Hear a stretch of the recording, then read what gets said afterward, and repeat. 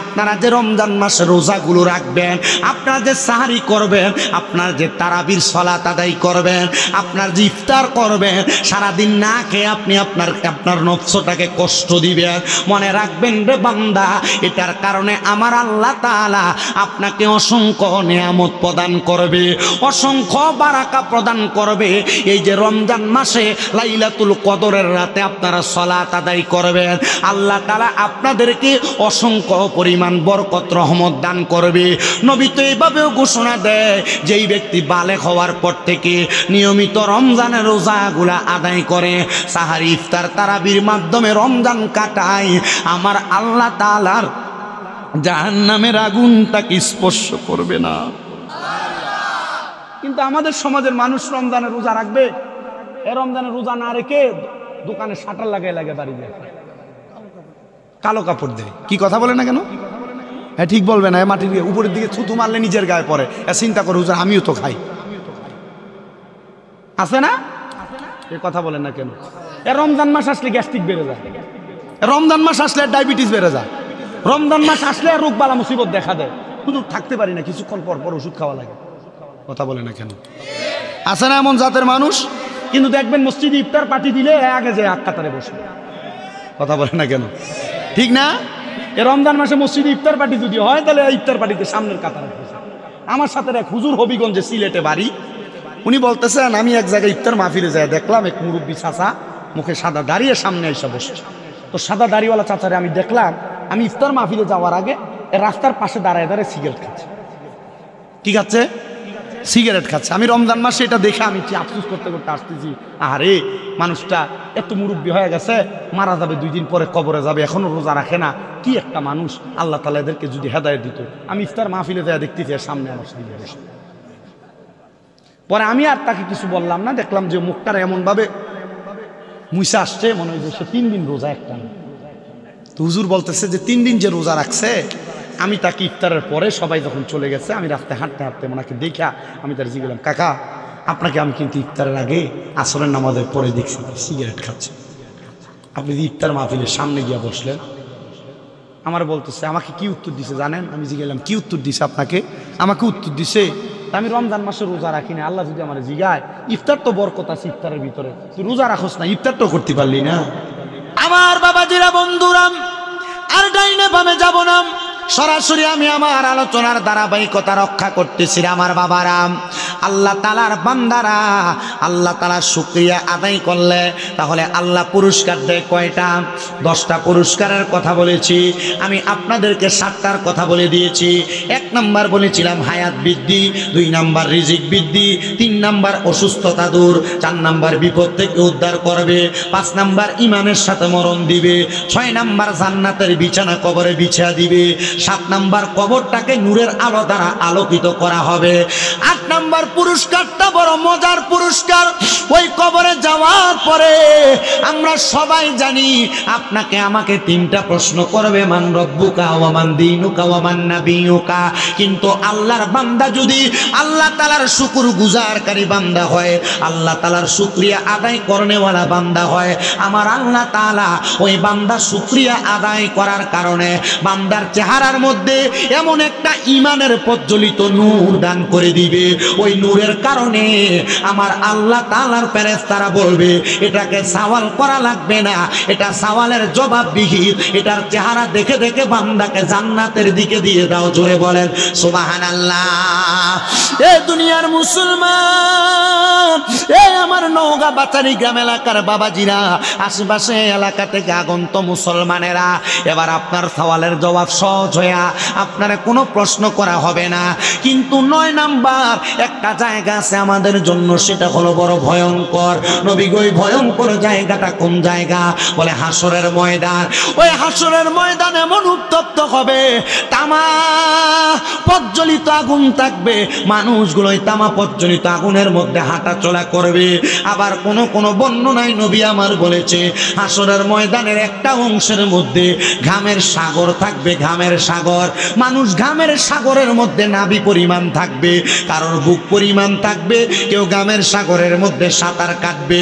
এই আল্লাহর বান্দারা, কেমনে গো তুমি এই ঘামের সাগরে সাঁতার কাটবা? তোমার কি মনটা গলে না? তোমার কি মনটা চায় না আল্লাহ তাআলার পেয়ারা হাবিবের লেওয়ায়ে হামদের পতাকার নিচে জায়গা করে নিতে? লেওয়ায়ে হামদের পতাকা এমন সম্মানিত পতাকা, মাকামে মাহমুদ নামক জায়গার কাছেই লেওয়ায়ে হামদের পতাকা থাকবে। যখন হাসরের ময়দানে মানুষের এক বিগত উপরে 4 আঙ্গুল উপরে সূর্য থাকবে, আর যারা ইমানদার বান্দা, আল্লাহর শুকর গুজার করনেওয়ালা বান্দা, তাদের মাথার উপরে লেওয়ায়ে হামদের আল্লাহ তাআলার প্রশংসাকারীদের জন্য একটা পতাকা থাকবে, যেটার নিচে বড় শান্তি আর শান্তি থাকবে। এবার আপনারা বলে, আমরা সবাই সেই শান্তি অর্জন করতে চাই কি চাই না? এটা 9 নাম্বার পুরস্কার। তবে 10 নাম্বার পুরস্কারটা বড় প্রশান্তিময় পুরস্কার। বলে হুজুর কেমন প্রশান্তিময় পুরস্কার? হাসরের ময়দানের পরে ফুলসেরাত নামক একটা জায়গা থাকবে, যেই ফুলসেরাত পাড়ি দিলে বান্দা জান্নাত এবং জাহান্নামের সম্মুখীন হবে। ফুলসেরাত পাড়ি দিতে পারলেই জান্নাতের দেখা পাবে, আর পাড়ি নিয়ে দিতে পারলে ওই ফুলসেরাতের নিচেই আল্লাহ তাআলার সবচাইতে নিকৃষ্ট জাহান্নাম হাবিয়াকে আল্লাহ সাজাইছে। এমন উত্তপ্ত জাহান্নাম, ওই উত্তপ্ত জাহান্নামটা আমার আল্লাহ তাআলা সাজায়া বান্দারে হাসরের ময়দান থেকে ফুলসেরাতের সামনে নিবে। যদি বান্দা ইমানদার হয়, আল্লাহর শুকর গুজারকারী হয়, আমলওয়ালা হয়, ইমানের দৌলতে ধনী হয়, বান্দা ফুলসেরাতের পারে যায় ডান পাটা রাখবে, পড়বে বিসমিল্লাহির রহমানির রহিম। বান্দা ডান পাটা রাখার সাথে সাথে আলহামদুলিল্লাহ বলে বাম পাটা উঠে দেখবে বান্দা ফুলসেরাতের ওই পাহাড়ে পার হয়ে গেছে। আর বান্দাকে আল্লাহ তাআলার অসংখ্য ফেরেশতারা আহলান ওয়া সাহালান মারহাবান মারহাবান দুয়ুফুল্লাহ, আল্লাহর মেহমান বলে জান্নাতের দিকে স্বাগতম জানায়া জানায়া নিয়ে যাবে। জোরে জোরে পড়েন সুবহানাল্লাহ।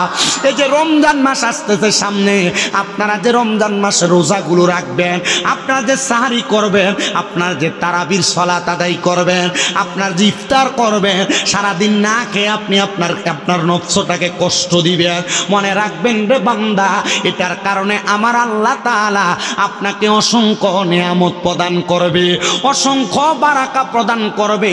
এই যে রমজান মাসে লাইলাতুল কদরের রাতে আপনারা সালাত আদায় করবেন, আল্লাহ তাআলা আপনাদেরকে অসংখ্য পরিমাণ বরকত রহমত দান করবে। নবী তো এইভাবেও ঘোষণা দেয়, যেই ব্যক্তি বালেগ হওয়ার পর থেকে নিয়মিত রমজানের রোজাগুলা আদায় করে, সাহারি ইফতার তারাবির মাধ্যমে রমজান কাটায়, আমার আল্লাহ তাআলার জাহান্নামের আগুন তাকে স্পর্শ করবে না। কিন্তু আমাদের সমাজের মানুষ রমজানের রোজা রাখবে, এ রমজানের রোজা না রেখে দোকানে শাটার লাগাই লাগে বাড়ি যায়, কালো কাপড় দেয়। কি কথা বলে না কেন? হ্যাঁ ঠিক বলবে না, মাটির উপরের দিকে থুতু মারলে নিজের গায়ে পড়ে, চিন্তা করে হুজুর আমিও তো খাই, আছে না? এ কথা বলেন না কেন? এ রমজান মাস আসলে গ্যাস্ট্রিক বেড়ে যায়, রমজান মাস আসলে ডায়াবেটিস বেড়ে যায়, রমজান মাস আসলে রোগ বালা মুসিবত দেখা দেয়, শুধু থাকতে পারি না, কিছুক্ষণ পর পর ওষুধ খাওয়া লাগে। কথা বলে না কেন? আছে না এমন জাতের মানুষ? কিন্তু দেখবেন মসজিদে ইফতার পার্টি দিলে আগে যে এক কাতারে বসে। কথা বলে না কেন? ঠিক না? এ রমজান মাসে মসজিদে ইফতার পার্টি যদি হয়, তাহলে ইফতার পার্টিতে সামনের কাতারে বসে। আমার সাথে এক হুজুর হবিগঞ্জে সিলেটে বাড়ি, উনি বলতেছেন আমি এক জায়গায় ইফতার মাহফিলে যায় দেখলাম এক মুরব্বী চাচা মুখে সাদা দাঁড়িয়ে সামনে এসে বসছে। তো সাদা দাড়িওয়ালা চাচারে আমি দেখলাম, আমি ইফতার মাহফিলে যাওয়ার আগে রাস্তার পাশে দাঁড়ায় দাঁড়ায় সিগারেট খাচ্ছে। কি খাচ্ছে? সিগারেট খাচ্ছে। আমি রমজান মাসে এটা দেখে আমি আফসোস করতে করতে আসতেছি, আরে মানুষটা এত মুরব্বী হয়ে গেছে, মারা যাবে 2 দিন পরে, কবরে যাবে, এখনো রোজা রাখে না, কি একটা মানুষ। আল্লাহ তাআলা এদেরকে যদি হেদায়েত দিত। আমি ইফতার মাহফিলে যায় দেখতেছি সামনে আমার সামনে বসে। পরে আমি আর তাকে কিছু বললাম না, দেখলাম যে মুখটা এমন ভাবে মুইসা আসছে, মনে হয় যে সে 3 দিন রোজা একটা না। তো হুজুর বলতেছে যে 3 দিন যে রোজা রাখছে, আমি তাকে ইফতারের পরে সবাই যখন চলে গেছে, আমি রাস্তায় হাঁটতে হাঁটতে ওনাকে দেখা আমি তার জিজ্ঞেলাম, কাকা আপনাকে আমি কিন্তু ইফতারের আগে আসরের নামাজের পরে দেখছি সিগারেট খাচ্ছে, আপনি যে ইফতার মাহফিলের সামনে গিয়া বসলেন। আমার বলতেছে, আমাকে কি উত্তর দিছে জানেন? আমি জিজ্ঞেলাম কি উত্তর দিছে আপনাকে? আমাকে উত্তর দিছে, আমি রমজান মাসে রোজা রাখি না, আল্লাহ যদি আমার জিগায় ইফতার তো বরকত আছে ইফতারের ভিতরে, তুই রোজা রাখোস না, ইফতারটাও করতে পারলি না। হুজুর আমাকে বলে, দেখছেন কত শয়তান বেটা।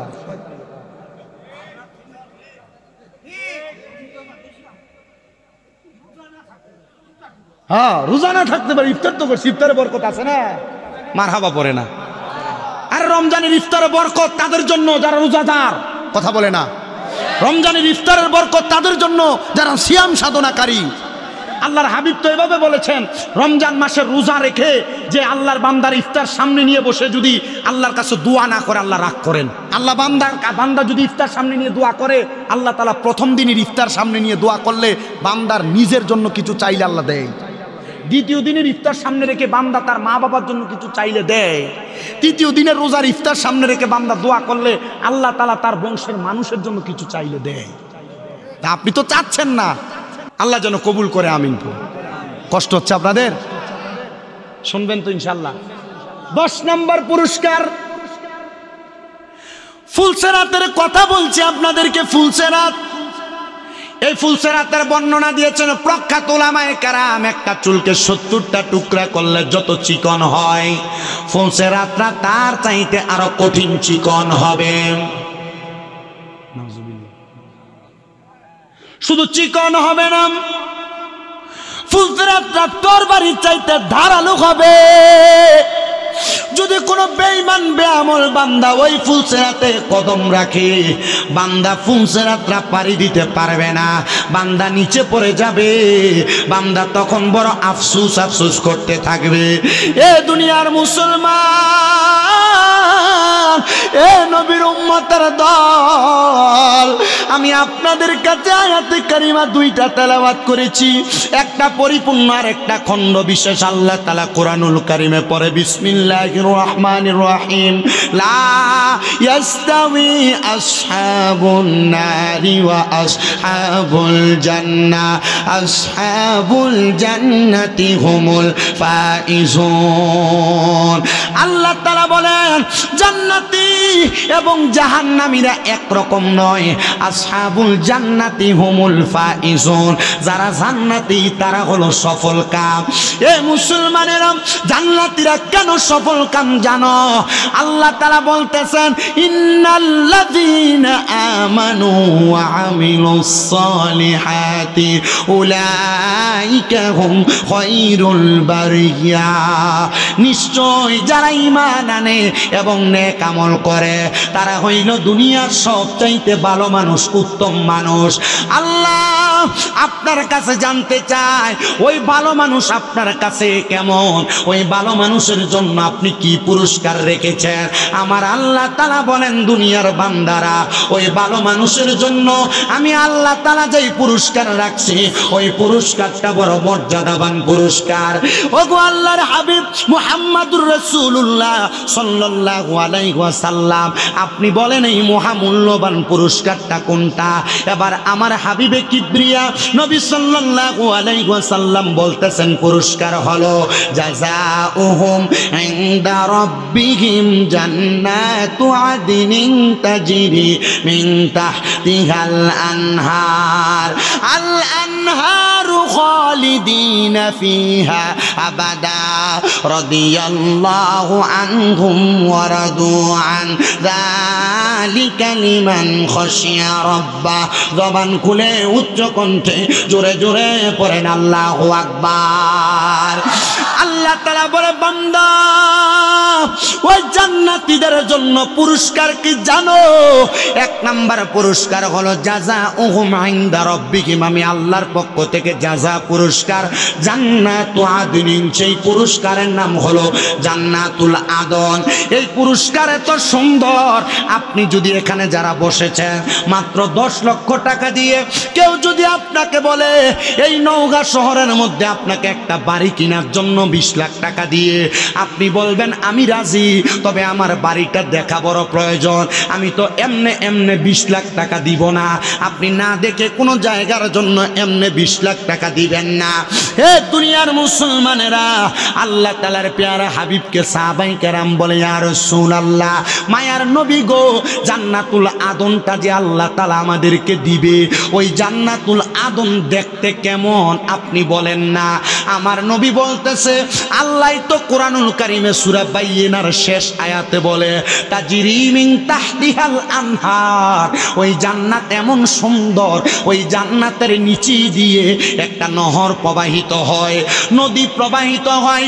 এ আমার নওগাঁ বাচারি গ্রামের বাবারা, জান্নাতের নিচে দিয়ে কেমন নহর আর নদী প্রবাহিত হয়। আমাদের এলাকার যেই নদী আছে, এই নদীর মধ্যে এক রকমের পানি থাকে, কিন্তু জান্নাতের নদীর নিচে দিয়ে যেই নদী প্রবাহিত হবে, ওই নদীর মধ্যে এক রকমের পানি না, আল্লাহ তাআলা 4 রকমের পানি প্রবাহিত করবে। ওই নদীর নাম হাদিসে মুবারাকা পড়ে দেখলাম, ওই নদীর নাম হলো রজব নদী। এটা শাবান মাস, আগের মাসটা গিয়েছিল রজব মাস, ওই রজব মাসের নামেই নাম হলো ওই নদীর নাম রজব নদী। ওই নদীর মধ্যে 4 প্রকারের পানি থাকবে। এক প্রকারের পানি হলো ইন্না আতাইনাকাল কাউসার, এক প্রকারের পানি হলো কাউসারের পানি। ওই পানি কেউ যদি একবার পান করতে পারে, তার কিয়ামতের আগ পর্যন্ত তার পানির পিপাসা লাগবে না। নবীজি গো, ওই পানি কারা পান করবে? বলে যারা ঈমানওয়ালা, যাদের সিনার মধ্যে বুকের মধ্যে ঈমান তাজা আছে, তারা ওই পানি পান করবে। এ মায়ার নবী, আপনার কাছে জানতে চাই, আপনি বলেন না জান্নাতের পানি তারা পান করবে? বুঝতে পারলাম গো নবীজি। তাইলে 2 নাম্বার যেই পানি আছে, ওই পানির নাম কি? বলে ওই পানির নাম হলো শারাবান তাহুরা। নবীজি, ওই শারাবান তাহুরা কারা পান করবে?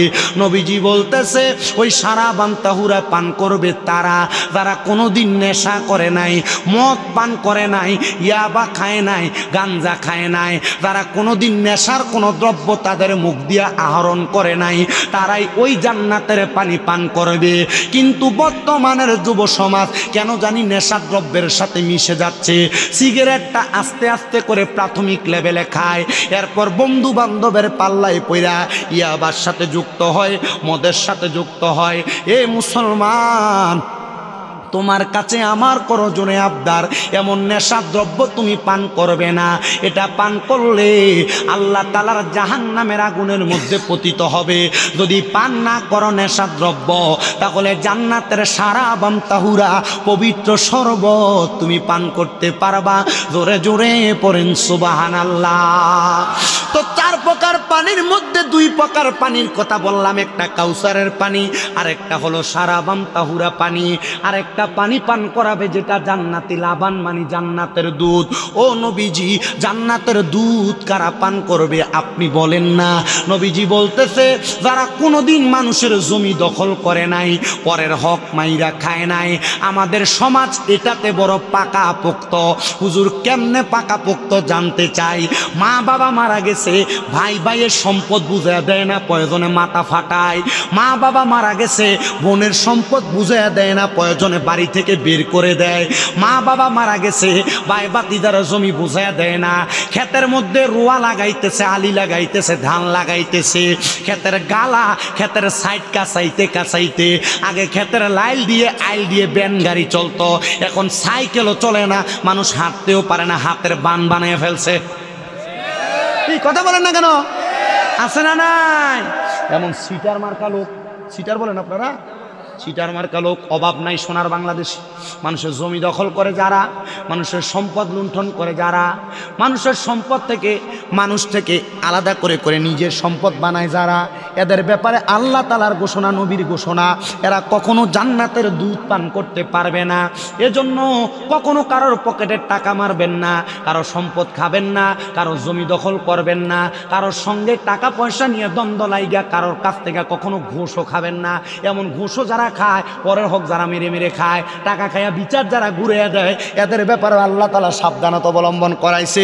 আল্লাহ তাআলা আমাদেরকে বুঝার তৌফিক দান করুন। জোরে পড়েন আমিন।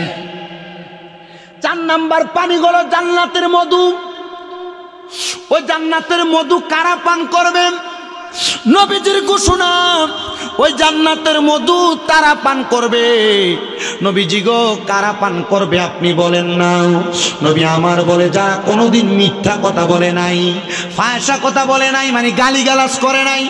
এ যুবক ভাইরা, এ মুরব্বী বাবারা, এ পর্দার অন্তরালের আমার আম্মুজিরা, যদি গালিগালাজ মুখ দিয়ে বের হয়, যুবক ভাইরা বন্ধু বান্ধব চলাফেরার পথে কত গালাগালি করো তোমরা, একজন আরেকজনের সঙ্গে ফায়সা কথা বলো তোমরা, একজন আরেকজন কত রকমের মিথ্যা কথা বলো তোমরা।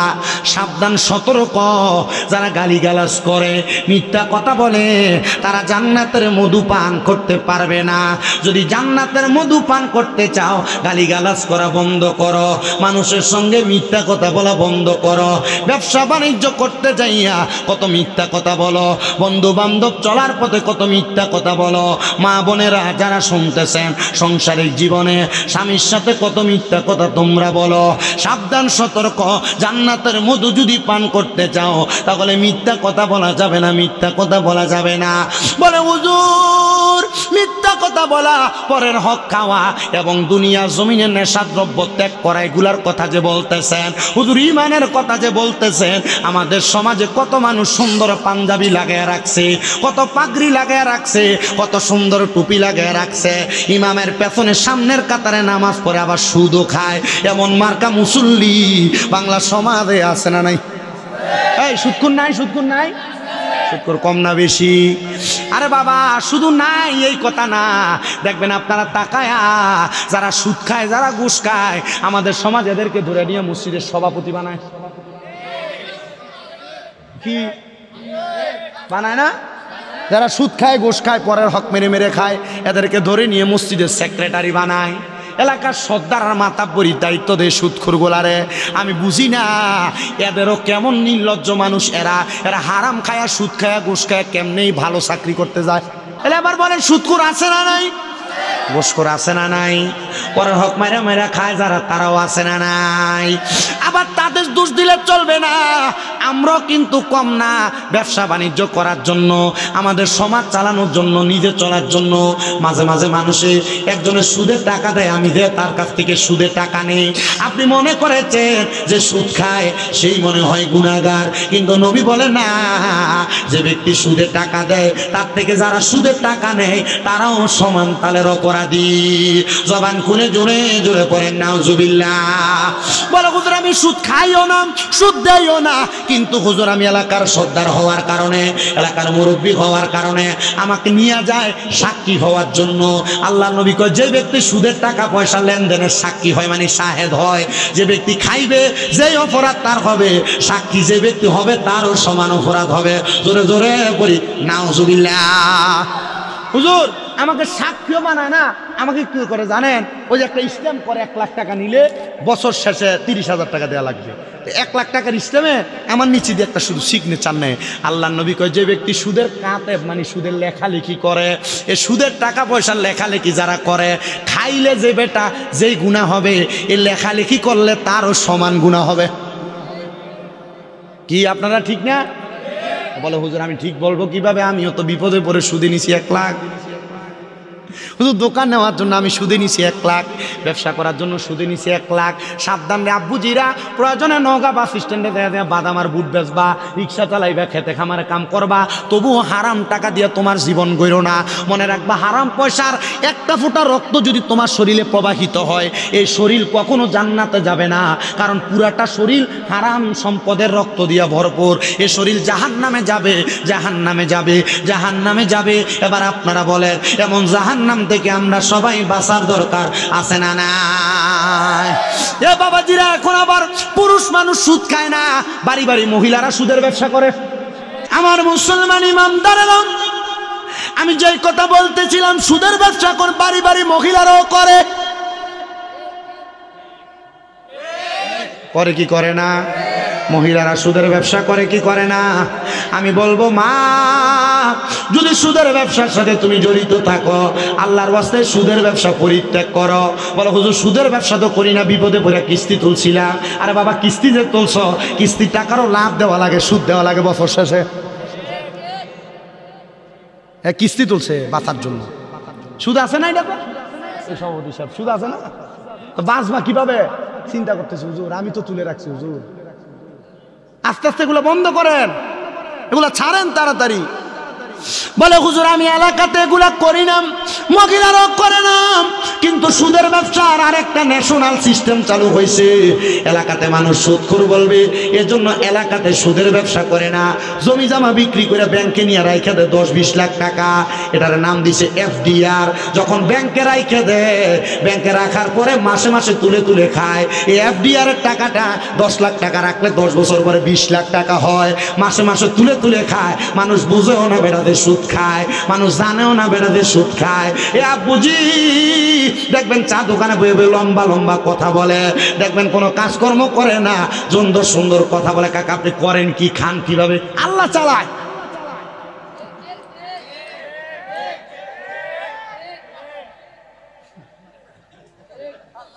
কে চালায়? আসলে কি আল্লাহ চালায়? সুদে চালায়।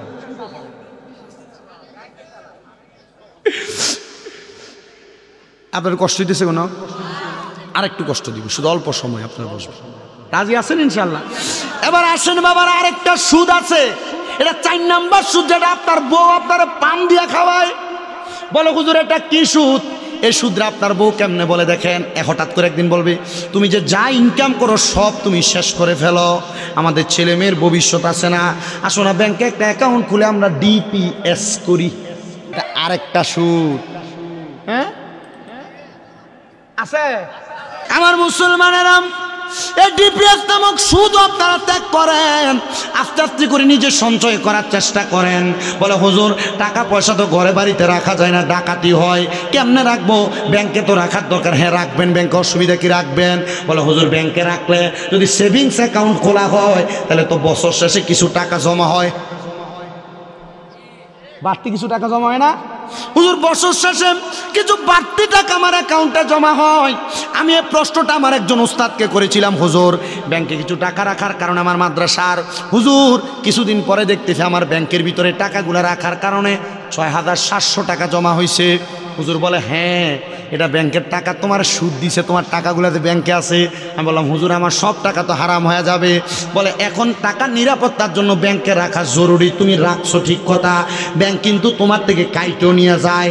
হ্যাঁ হুজুর কাইটেও নিয়ে যায় মাসে মাসে।